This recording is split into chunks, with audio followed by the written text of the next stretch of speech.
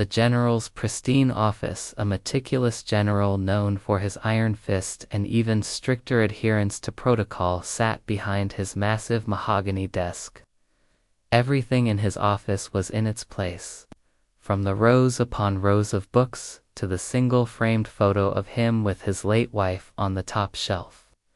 Every morning he took great pride in polishing his desk until it gleamed like a mirror, reflecting his unwavering resolve and dedication to order. But today, that all changed. It was just after lunch when the tranquility of the general's office was shattered by a resounding thud. Startled, the general looked up from the briefing he was meticulously studying. The silence that followed was deafening, amplifying the sound of the approaching footsteps. Heavy footsteps. Footsteps that were heavy with purpose, each step resonating with finality. The door to his office, which had always remained ajar, now swung open with a decisive creak, admitting a soldier with a duffel bag slung over his shoulder. The soldier approached the desk with unwavering determination, oblivious to the turmoil he was about to unleash. With a well-practiced flick of his wrist, he flung the bag onto the general's desk. The bag landed with an audible thump, its contents spilling onto the pristine surface. Pens, papers, and files were sent scattering like startled birds, and the general's carefully crafted order was momentarily disrupted. But the soldier wasn't finished.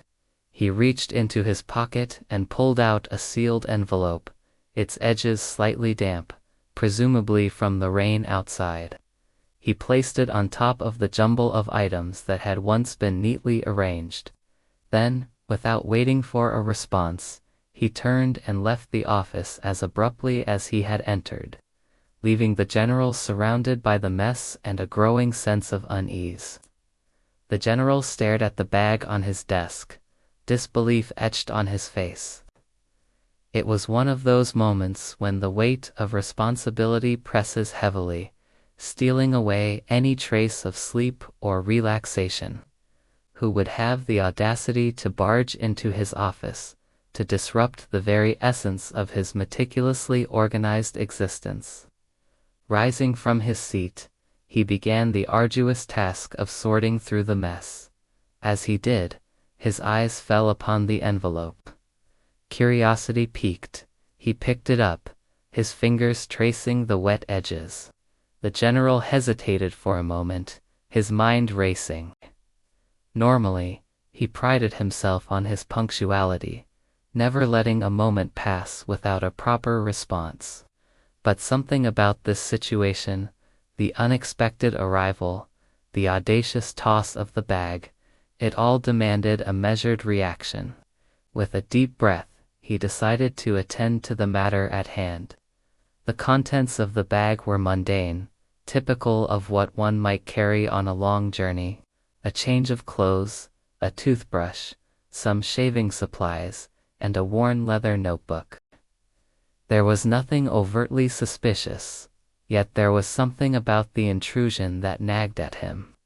He picked up the notebook, its worn cover feeling strangely familiar under his touch. As he flipped through the pages, he found a name scrawled in a handwriting that seemed to leap off the page. It was a name he knew, a name that carried the weight of shared history and a past he thought he had buried. Memories flooded back, memories of a time when he was younger, when duty and honor were his guiding stars, and when he had a friend named Ethan, who had always been impulsive, often acting without fully considering the consequences. Ethan, whose loyalty was as fierce as his spirit was wild. And Ethan, who had a knack for finding trouble, but also for emerging victorious. The general felt a surge of emotion, a mixture of surprise, confusion, and a hint of foreboding. Could it be possible that after all these years, their paths would cross again? What had brought Ethan here? Was it a friendly visit, or was there a hidden motive behind his actions? The general's mind raced, trying to piece together the puzzle of Ethan's unexpected return.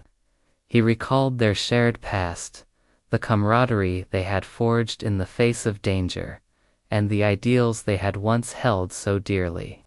But time had passed, and both their lives had taken different paths. The general had risen through the ranks, his dedication and discipline making him a force to be reckoned with.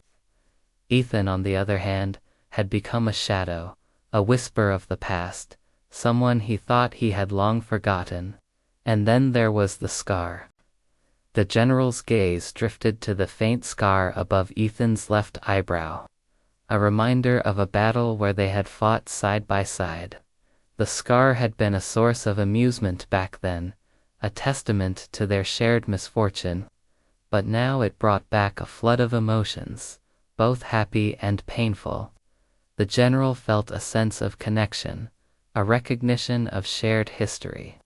Yet he couldn't shake off the feeling that something had changed, that there was more to Ethan's return than met the eye.